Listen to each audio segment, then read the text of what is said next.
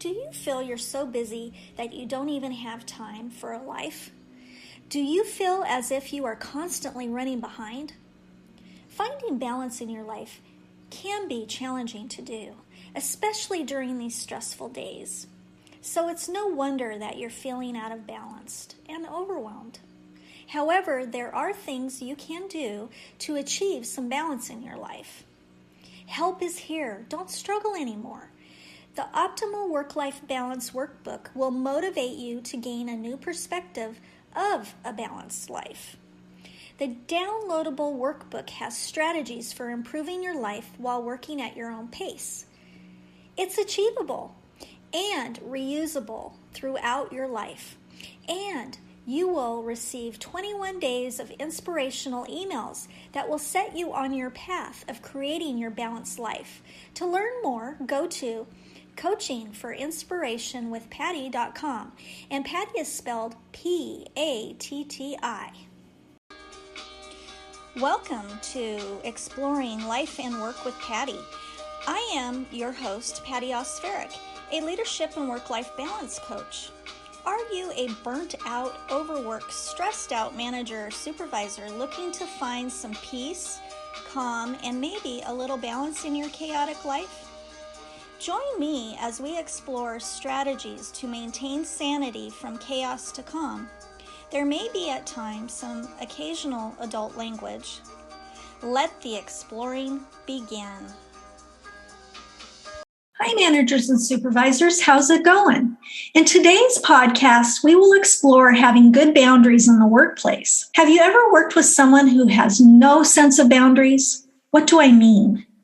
Here's an example. Someone who asks you personal things or wants you to do something for them that is entirely out of line. Maybe they're sarcastic, or they embarrass you, or they take advantage. They have no filter or common sense that this is not appropriate. It could be your boss, a coworker, an employee. How do you handle situations without feeling rude, resentful, or used? Here's an example of setting boundaries with a person with no filter or asking things that are none of their business. I've worked with people who would say what they were thinking without stopping and pausing before speaking. There was no holding back if the words were unkind, insensitive, rude, pushy, harsh, gossip, or being nosy. I remember working with a person that loved to gossip about everyone at work. She would come into my office and start talking about others or trying to get information out of me. I would say, I'm swamped right now, or change the subject, or stand up and tell her I have to go. Finally, she stopped coming into my office to gossip. What if someone is harsh, unkind, rude, and pushy to you? Ask them, how are you doing? Or what's going on? You would be surprised how that can change the conversation from hostile to civil.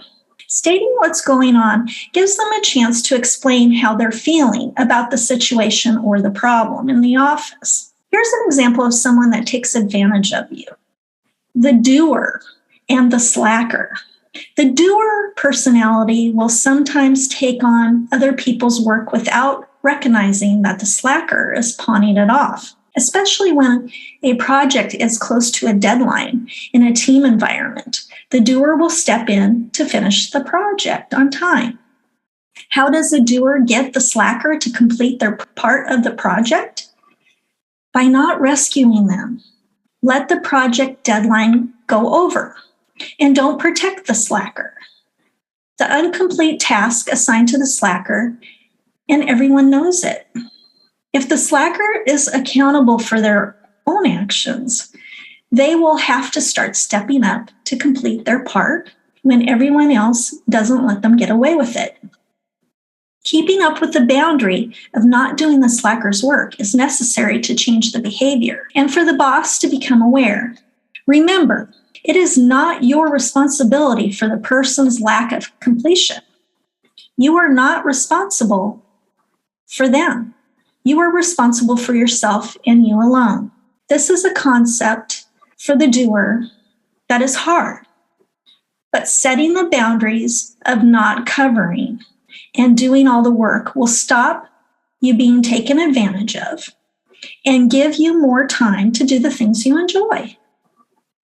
As a manager or supervisor, there are times when employees push the boundaries, asking you things you can't discuss. So communicate to them that you can't comment on this. What are some boundary techniques you use at work? Today's podcast affirmation: I have good boundaries at work. Did you find this helpful? If so, please share this podcast with others. Thank you for joining me, Patty Osferic, in this episode of Exploring Life and Work with Patty. To learn more about me and my leadership and work-life balance coaching, visit my website at www.coachingforinspirationwithpatty.com. Patty is spelled P-A-T-T-I. How about subscribing or following this podcast to get all future episodes? Until we meet again.